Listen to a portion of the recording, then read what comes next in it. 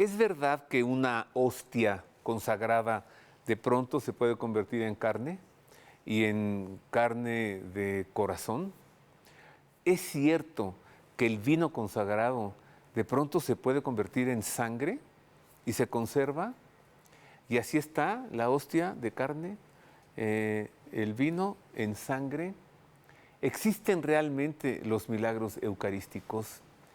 Y para poder decir si existen y si son reales, pues es necesario tener fe. Pero más allá, como también tenemos razón, queremos corroborar y queremos comprobar. ¿Cómo entonces comprobar que una hostia o un vino se convierten en carne y en sangre? Los milagros eucarísticos es el tema de hoy. Para hablar de esto busqué a quien, pues en todo el mundo, es reconocido como la más grande autoridad en esto. Me refiero al doctor Ricardo Castañón, hoy él con nosotros.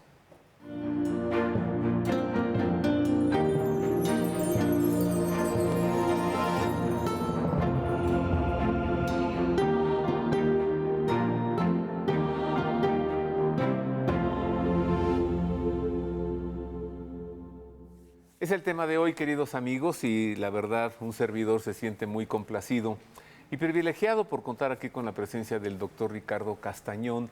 Él reside en Bolivia, que es donde nació, está en México para una serie de retiros que va a estar haciendo aquí una gira y después sigue en Estados Unidos durante 3 semanas para tener una gira. Y por eso lo atrapé y lo traje a la televisión. Ricardo Castañón es doctor en psicología clínica, con especialidad en medicina psicosomática y bioquímica cerebral. Y desde hace muchos años, bueno, me parece, él ya nos lo dirá si es así, que su fama rápidamente creció en el mundo debido a estudios que él ha hecho a estos milagros eucarísticos. Bienvenido, querido Ricardo. Roberto, un gusto estar en este programa, estar contigo, Gracias. Saludar a tu audiencia y me pongo a tu disposición. Muchas gracias. Es así. A partir de que comenzaste a hablar de milagros eucarísticos, ¿es que te conocimos? Yo me dediqué a la neurociencia desde muy temprano, he publicado hasta el presente unos 22 libros, pero la primera parte de mi actividad científica ha sido inspirada, o más que inspirada, iba a decir en el materialismo científico, pero digamos, no conocía la dimensión espiritual. Entonces, hasta el año 93 yo era un estudioso del cerebro, de la conducta, pero con pensamiento ateo. Y cuando empecé ya a hacer estos estudios de milagros eucarísticos, el público católico y también el otro público pues se interesó por mis investigaciones. Sí. ¿Y cómo fue? ¿Cómo es que fuiste a dar a eso? Además, sin tener fe. Bueno, yo me formé en mis primeros estudios en Italia, luego fui a Alemania donde hice las especialidades para bioquímica cerebral y en mi formación conocí a la doctora Rita Levi Montalcini, que era premio Nobel de Medicina. Ella estudiaba cómo crecen las neuronas, yo me dediqué a estudiar la estimulación bioeléctrica de las neuronas. Y toda mi vida era más o menos ciencia, pero con el propósito de ayudar a las personas. Por qué una persona tenía depresión, qué sucedía químicamente en el cerebro cuando una persona tenía estrés. Escribí un libro muy importante que me tomó 17 años y que ahora tiene muchas ediciones, Cuando la palabra hiere, luego Cuando la palabra sana. O sea, he hecho una ciencia que pueda, digamos, partir de un laboratorio, ser compartida con los científicos, pero me preocupaba que eso llegara a la gente. Entonces me importaba que el hombre se beneficie de los resultados científicos, porque a veces esos resultados se quedan en los libros de ciencia, en las revistas especializadas, en un congreso científico y no llega a la gente. Sí. Entonces, un día de Alemania viajé a Bolivia a saludar a mi familia y esos días la prensa hablaba de una imagen de un Cristo que tenía efusión de lágrimas cristalinas. La gente dice que lloraba el Cristo.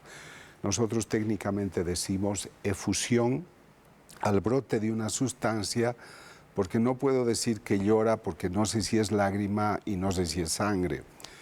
Entonces yo dije, si esa imagen tiene efusión de lágrimas cristalinas, eso no puede ser en una imagen de yeso, debe ser que la dueña de la imagen o alguien en esa casa tiene alguna capacidad mental, cerebral, psíquica, paranormal, y yo quisiera estudiar esos poderes mentales, ¿no? ¿No pensaste que atrás le ponía alguna manguerita para poner agua? No, tú fuiste un poco más allá. Sí, no pensé en la malicia de la gente en ese momento. Esa mujer de esa casa, en su mente ha de suceder algo que provoca que esa imagen tenga una efusión de lágrimas cristalinas. ¿Tú pensaste eso? Yo sabía que era una mujer porque la entrevistaban en la prensa, pero yo pensé que era porque ella tenía algunos poderes mentales. Estoy hablando de los años 90. Ajá. Entonces fui a la... Bueno, y además la autoridad de la iglesia no se pronunciaba, ningún científico tenía interés y la prensa especulaba. Entonces yo dije, esta es una curiosidad, estoy de vacaciones en este país, pues voy a ir y voy a ver si me dejan tomar una muestra. Entonces me permitieron tomar una muestra de las lágrimas cristalinas y llevé a los laboratorios y era lágrima humana. Entonces esto fue interesante para mí, fue en junio del año 92, tomó tiempo hasta el 93, y luego el 95 en una ciudad de Bolivia que se llama Cochabamba, otra imagen de yeso empezó a exudar una sustancia rojiza. Y eso fue más dramático. Ahí yo ya no pensé que eran, digamos, poderes mentales, porque esa sustancia rojiza era sangre humana. Tenía... También la llevaste a analizar a un laboratorio. Claro, ¿no? Y me puse delante de la imagen muchos días hasta grabar el momento del brote, el instante en el que salía la sustancia. Cuando yo llegué, pues la cara estaba manchada de sustancias rojas, pero yo debo ver el brote. Entonces tomé las muestras y además viajé hasta Nueva Orleans para tomar un laboratorio y que el laboratorio pues me ayudara. Sangre humana, tiene ADN humano, tiene hemoglobina, glóbulos blancos, glóbulos rojos, ahora era sangre humana. Y esas cositas empezaron a mover digamos, los cimientos endebles de mi ateísmo. ¿Recuerdas qué tipo era la sangre? En ese momento las muestras se llaman, tomamos muestras que se llaman evidencias mínimas, porque no son grandes las muestras. Y los laboratorios me decían, si escogemos el tipo de sangre, usted no va a poder tener el ADN, porque era mínima. O sea, usted tiene que decidir, hacemos ADN o el tipo de sangre. Entonces yo les dije, ¿cuál es el resultado más importante? Me dijo ADN, porque si es ADN, usted va a tener que esta sustancia, que es sangre, es de una persona humana. En cambio, si tiene el tipo de sangre, eso vale solo 33% para lo que usted busca, porque puede ser casualidad, porque una mancha rojiza puede volverse por bacterias en tipo de sangre. O sea, me dieron muchas razones por las que mejor era hacer el tipo genético. Entonces, de esa imagen no tuve el tipo de sangre. Pero eso es lo que me llevó a Buenos Aires, a que alguien me buscara, un sacerdote. Usted ha estudiado la imagen de un Cristo en su país, tenemos unas hostias, tenemos dos, y ahí fue la historia, empezó el 99. Y eso es lo que ya me puso de rodillas. Así fue como continuaste luego analizando esto de los milagros eucarísticos. Sí. Vamos a pedirle a Marisa que nos hable de los milagros eucarísticos. Creo que muchos sabemos lo que es, pero posiblemente alguien no sepa de qué se trata, ¿no? Los milagros eucarísticos, mire. Los milagros eucarísticos son hechos sobrenaturales relacionados con el cuerpo y la sangre de Jesucristo en la Eucaristía. La mayoría de estos milagros han ocurrido durante la celebración de la Santa Misa.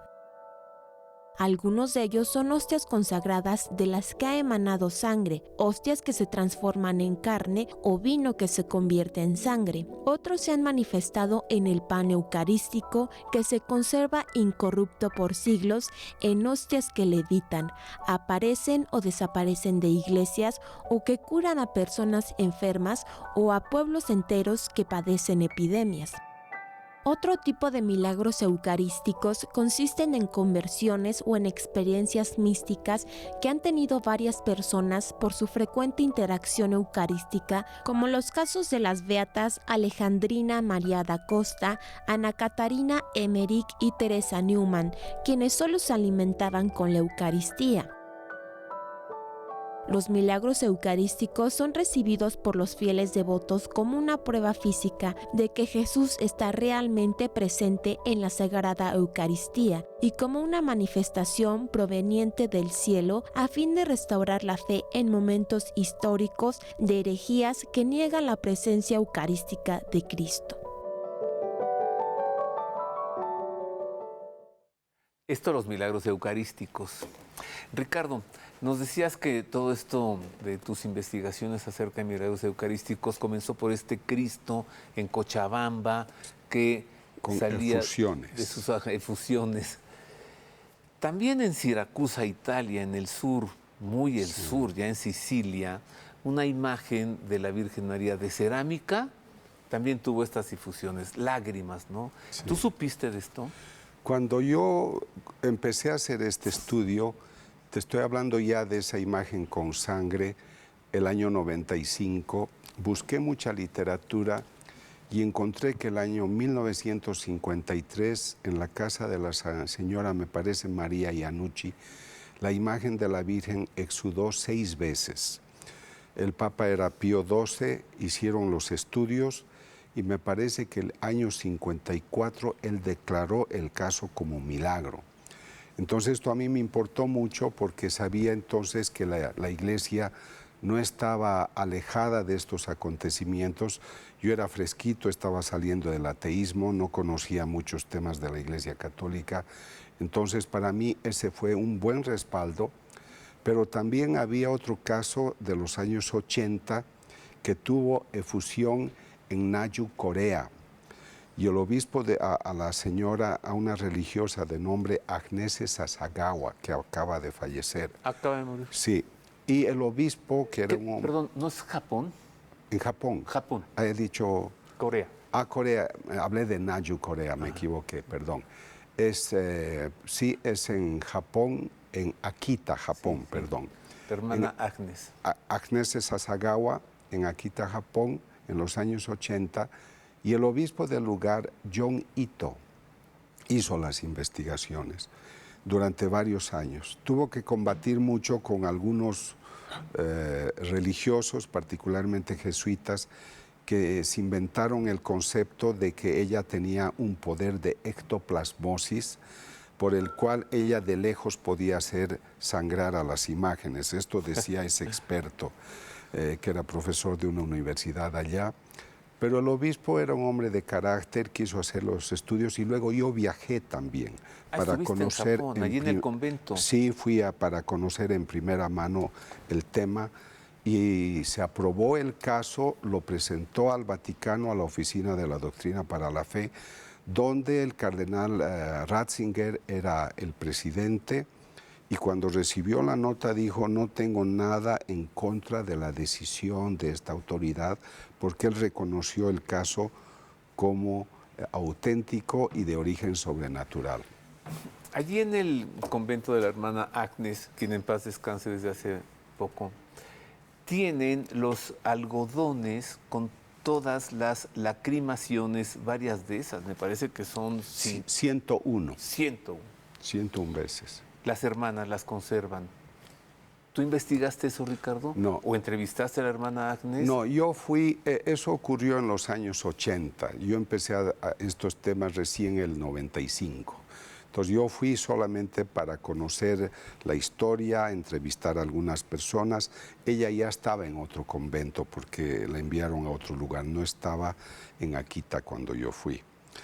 Pero de ahí me fui a Naju, por eso me confundí, a Naju, Corea, a la casa de Julia Kim, que tenía otra imagen de la Virgen que exudó 700 veces. Au.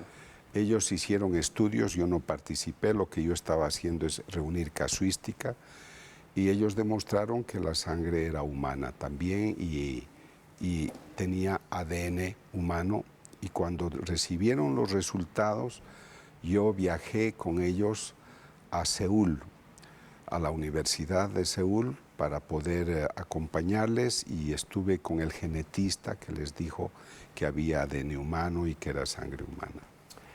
¿Viste que la hermana Agnes murió el 15 de agosto, día de la Asunción de María? Debo hacer una pausa breve. Bueno, este primer momento ha sido muy introductorio para conocer cómo es que el doctor Ricardo Castañón comenzó con todo esto. Nos llevó el tema a las lacrimaciones.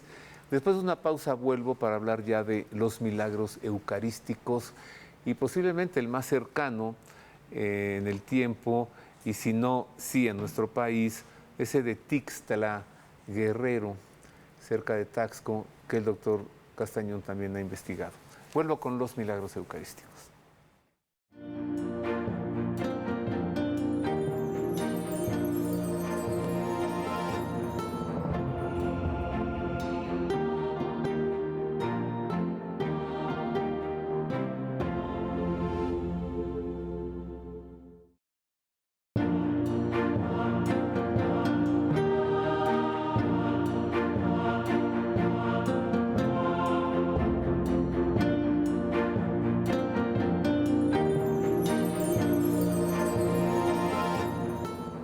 Ya estamos de regreso. Hoy el tema, los milagros eucarísticos. Estoy conversando con el doctor Ricardo Castañón acerca de este tema. A ver, esto de los milagros eucarísticos, Ricardo, ¿no comienzan acaso a partir del milagro de Bolsena? ¿O sabes de algún anterior? En el siglo VIII, en Lanciano, un sacerdote cuyo nombre no se conoce, pero estaba en Lanciano, él empezó a dudar si Cristo estaría presente en la Eucaristía. Pero en su honestidad decía, ¿cómo puede ser que siendo yo sacerdote dude de esto? Yo he viajado al lugar varias veces para informarme leyendo los documentos.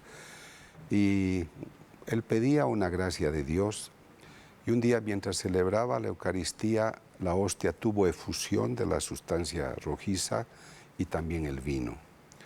Esas dos evidencias los religiosos conservaron hasta nuestros tiempos, y en 1970, a pedido de la Conferencia Episcopal italiana, el profesor Odoardo Linoli hizo los estudios, demostrando que había sangre humana de tipo AB, y la hostia se convirtió en una sustancia que decía era carne, músculo del miocardio, ventrículo izquierdo.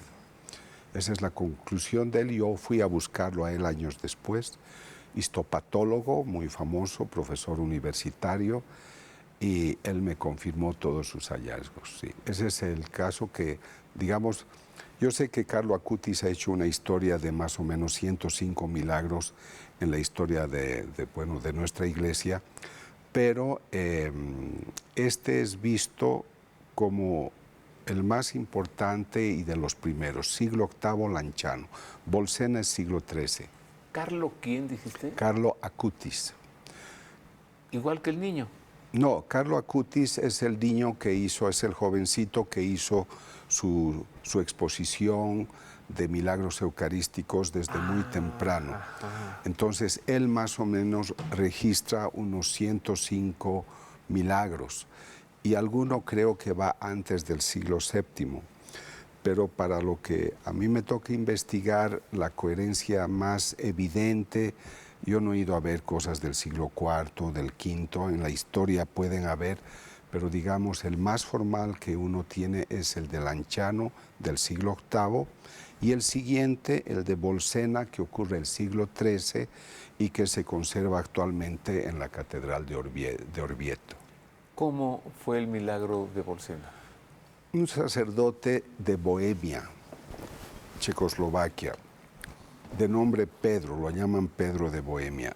Él también en su país dudaba y él tuvo una crisis interior, pero también era honesto, decía no puedo jugar doble,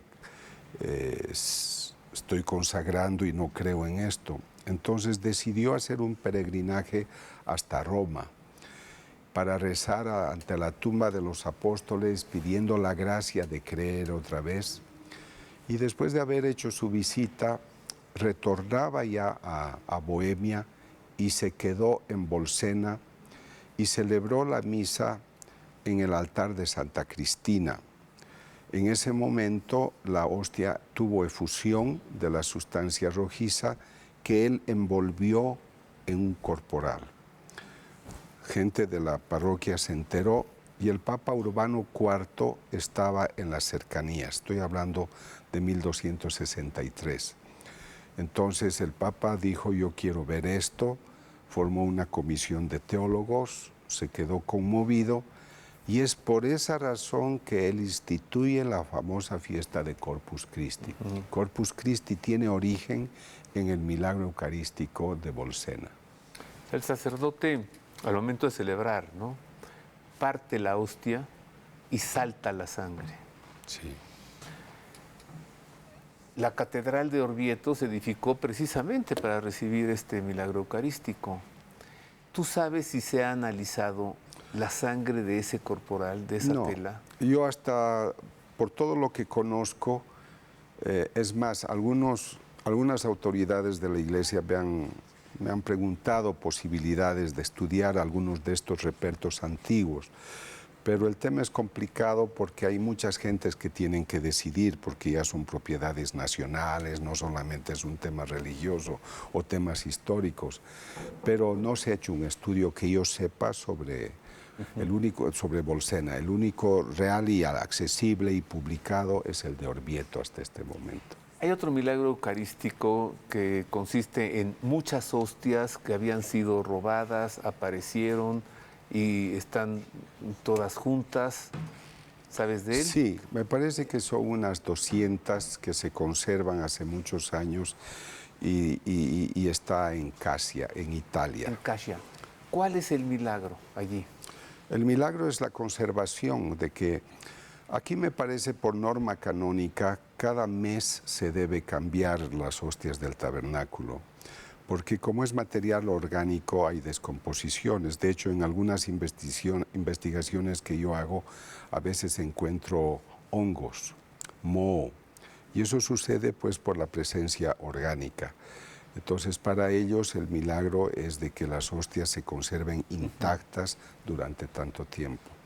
Pero hay un caso muy bonito que la gente creo que no lo conoce mucho. Perdón, esas hostias entonces, después de tantos siglos, deberían ser polvo, o sea, harina, pues. Claro. Eso sí, debería sí, ser. sí, y sí, con sí. moho y con bacterias. Sí. Y están intactas. Perfectas, Ajá. sí, sí.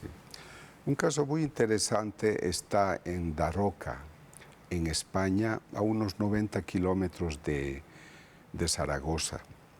Hubo un conflicto bélico con musulmanes y el sacerdote quiso celebrar la misa para dar la comunión a los 5 capitanes españoles que iban a combatir. Entonces celebraba la misa, había consagrado ya las hostias, cuando empezó el conflicto y tuvieron que correr los capitanes a defender su asunto. Entonces el sacerdote envolvió las hostias en un corporal y las depositó en un sitio para poder comulgar después. Cuando él las fue a recoger, toditas tenían efusión. Son 6 hostias, yo las acabo de ver. Ya las vi hace unos 10 años, pero ahora las vi en el mes de agosto otra vez.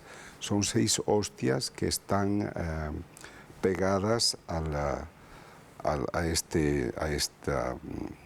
esta tela y realmente hay unas 3, 4 hostias que se conservan casi perfectamente.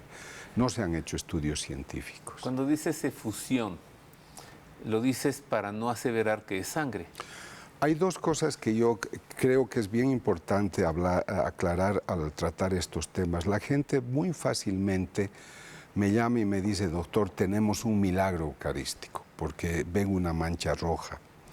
Entonces yo personalmente les digo, mira, técnicamente usamos el término efusión, que designa el brote de una sustancia, pero yo no sé si es sangre hasta que se haga el estudio.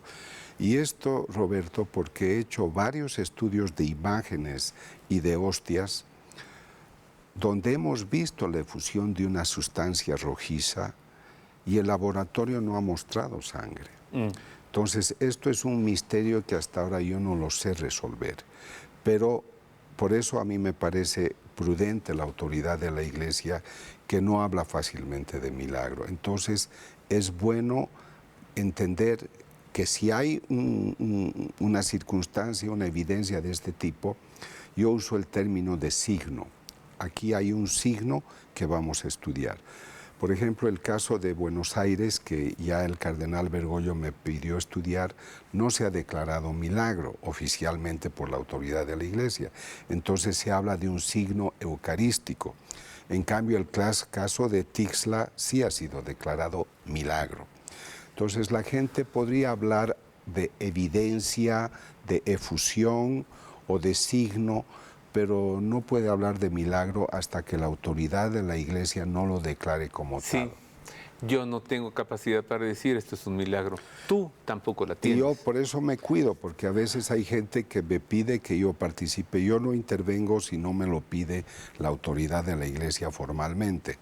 Pero no falta la persona que me dice, se hace fotografiar, yo le he mostrado al doctor este milagro eucarístico y a veces me ponen en problemas. Y él ya me dijo que sí. Entonces, y me dijo que es sangre. ¿Cuándo ocurrió el signo eucarístico en Buenos Aires, cuando el arzobispo era el cardenal Bergoglio? Estas son dos experiencias muy hermosas, porque el primer signo ocurrió en mayo del 1992. El siguiente en agosto de 1996. Pero yo viajé a dictar conferencias por mis temas el año 99, en octubre. Y es ahí que el párroco de la parroquia de Santa María en Buenos Aires, el padre Eduardo Graham, me pide que yo vaya a visitar su parroquia porque él dijo unas hostias que han sangrado. Ajá. Yo todavía no conocía las terminologías. Antes de eso, mi única experiencia había sido estudiar el Cristo de las Lágrimas en Bolivia, ¿no? Entonces, esas experiencias son del 92, del 96, y yo empiezo a estudiarlas del 99 al 2006. Tengo que hacer otra pausa, Ricardo. Vuelvo rápido. Pero antes te dejo estas preguntas. Así en tus palabras, cuando alguien te llama y te dice, Ricardo, quiero que vengas a analizar y a estudiar este signo, este fenómeno.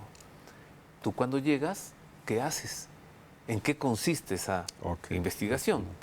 Y también el milagro de Tixla, claro, al que ya le llamaste milagro porque fue declarado tal por el obispo Alejo Zavala.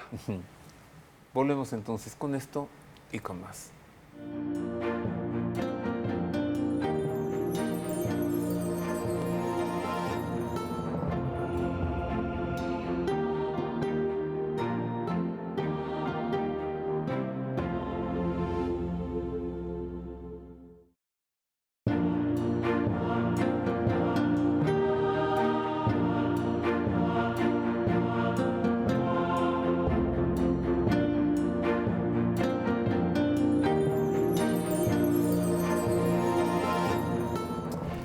Continúo conversando con gran gusto con el doctor Ricardo Castañón. Hoy el tema, los milagros eucarísticos.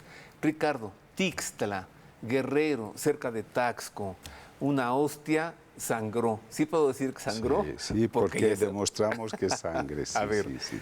¿Te llamaron? ¿Fuiste? ¿Qué pasó ahí? El año 2009 yo fui a dictar conferencias a Chilpancingo. Y me buscó un sacerdote de nombre Víctor Aguilar. Me dijo, soy el vicario de la diócesis y vengo en nombre del obispo Alejo Zavala.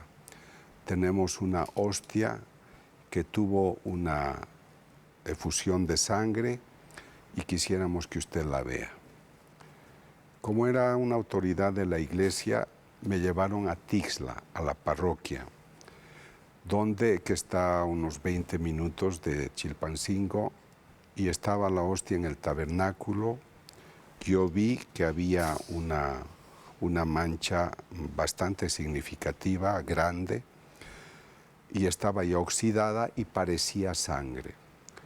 Entonces yo le dije que sí, que podría ser sangre, pero que primero tenía que hacer los estudios. Pero quisiera decir algo muy bello sobre la persona de Monseñor Alejo Zavala, porque él me dijo esto: doctor, yo no me puedo equivocar. Tengo miedo que alguien le hubiera puesto sangre a la hostia y quisiera saber si usted puede descubrir si el origen es exógeno, externo o interno, porque yo no me puedo equivocar. Me encantó porque él había pensado en algo que yo no pensé, como metodología de investigación, llamamos diseño experimental.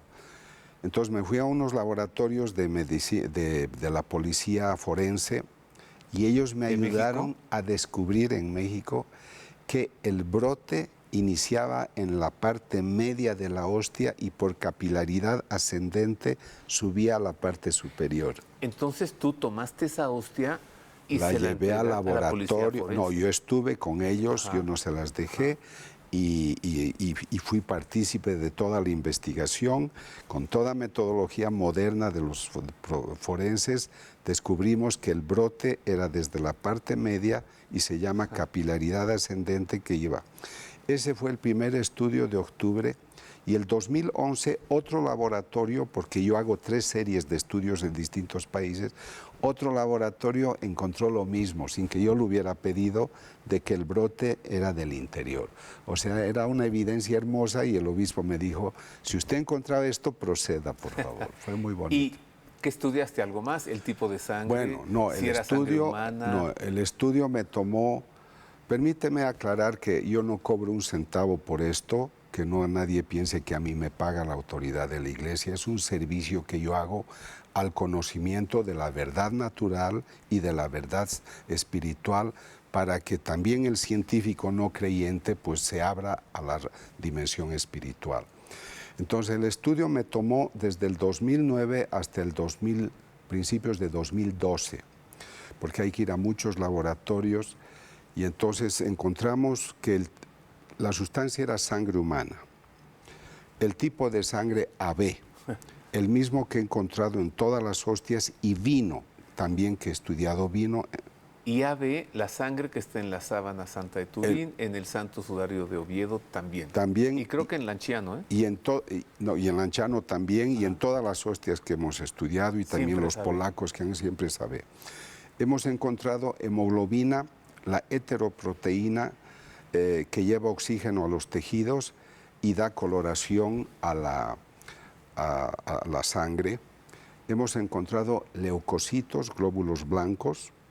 Hemos encontrado glóbulos rojos, pero lo bello es que hay un macrófago, esto me lo explican los cardiólogos, un macrófago espumoso que es un glóbulo blanco grande, intenso, que está vivo y que está actuando para reparar una lesión que hay alrededor del glóbulo blanco, y es un tejido de miocardio lastimado por un infarto al corazón.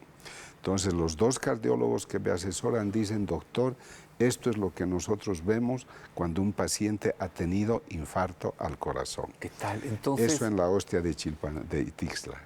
Posiblemente cuando el Evangelio de Marcos dice, lanzando un fuerte grito, expiro, es el infarto, el corazón que se contrae. Según los doctores, el Señor ha tenido varios microinfartos.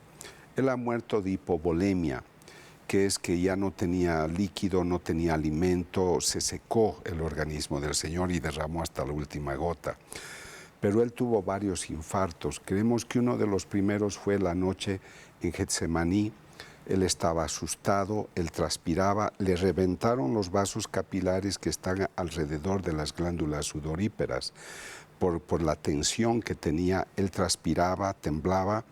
Entonces, como transpiraba y reventaron los vasos capilares, salieron las gotas gruesas de sudor mezclado con sangre, y por eso se dice que él trasudó o exudó sangre, pero era el sudor mezclado con sangre. Ese cuadro se llama hematidrosis. En clínica lo tenemos aún hoy en medicina psicosomática, que ocurre a una persona que está bajo alta tensión nerviosa.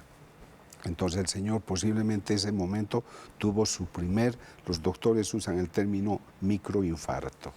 Durante todas estas investigaciones, tú siempre llevabas la hostia de Tixla.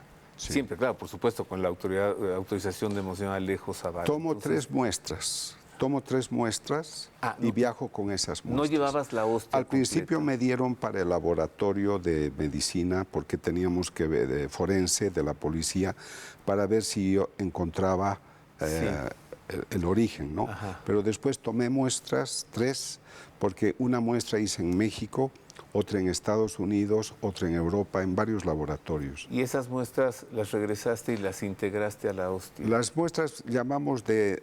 Los laboratorios a los que voy son de muestras mínimas. Entonces se hace un pequeño conjunto después y todo eso yo lo devolví a Monseñor Alejo Zavala. Mira, tengo un minuto más. Te voy a decir una cosa rapidísima. Vi un video en YouTube, me lo mandaron, y me pareció muy chocante porque es un señor que aparenta ser científico y dice que tomó sangre de Cristo, la mandó a 2 laboratorios y que le respondieron que qué sangre tan rara, que porque la cadena del ADN o algo así era solamente la mitad. Que entonces como si faltara el ADN del padre y solo estaba el de la madre, y en el video se suelta a llorar y dice cómo es que no reconocen a su Mesías, que es Cristo Jesús. Cuando vi eso dije, qué chocante, porque este señor no dice de dónde tomó sangre de Cristo para llevarla a 2 laboratorios. Solamente hay sangre de Cristo en 3 lugares, en la Sábana Santa de Turín, en el Santo Sudario de Oviedo y en la Capilla de la Santa Sangre en Brujas, Bélgica, y evidentemente no se le van a dar a este señor. Entonces, hay mucho merolico, Ricardo, también en este tema. ¿Tú has visto ese videíto? ¿Le das crédito a eso? Alguna gente me lo ha enviado. Sé que ya es muy antiguo, pero como ahora estamos hablando de estos eventos, algunos se han interesado. Nosotros hemos obtenido ADN humano, adenina, tiamina, guanina, citosina, pero nunca hemos encontrado los cromosomas. De acuerdo a ellos, dice que han encontrado 23 cromosomas y que falta la otra mitad. Es un informe demasiado ampuloso, demasiado exagerado y no ha mostrado nunca una evidencia. En mi libro Crónica de un Milagro van a encontrar más de 30 o 35 páginas con todos los certificados médicos que confirman cada conclusión que yo estoy manifestando. Pero además... Así que esa yo creo que es una delicada y grave especulación. Y dice en su videíto que la sangre la tomó de debajo del Monte Calvario. Pues no puede ser. Bueno, danos en medio minuto una conclusión, Ricardo. Y es esta, mira, ¿qué nos deja hoy un milagro eucarístico? O un signo eucarístico. Bueno, habría muchas respuestas. A mí me fascina pensar que en Juan 6:51 dice el Señor, el pan que te daré es mi carne. Y me alegra pensar que la transustanciación es una realidad que también se demuestra científicamente, aunque la fe no necesita pruebas. La palabra de Dios se cumple. Me parece que el católico debe valorar. Yo le pregunté al teólogo René Laurentán, ¿por qué ocurre este milagro? Para demostrarte que aquello que tú crees es verdad. Entonces yo pienso que ningún católico debería perderse la oportunidad de estar delante de un Cristo vivo que por amor se queda en esta sustancia sencillita de pan y vino que luego de la consagración es su cuerpo, sangre, alma y divinidad. Muchas gracias, Ricardo. Muy contento de estar contigo, un cariño a toda tu audiencia y espero nos volvamos a ver. Quiera Dios que sí. Buena estancia en México y en Estados Unidos. Muchas gracias. Buen regreso a casa en Bolivia. Gracias. Y gracias a usted, como siempre, espero haberle servido. Y en torno a los milagros o signos eucarísticos, como ya nos enseñó Ricardo Castañón, tenga cuidado, ¿no? No todo lo que brilla es oro. Gracias. Como cada semana le deseo que Dios le guarde.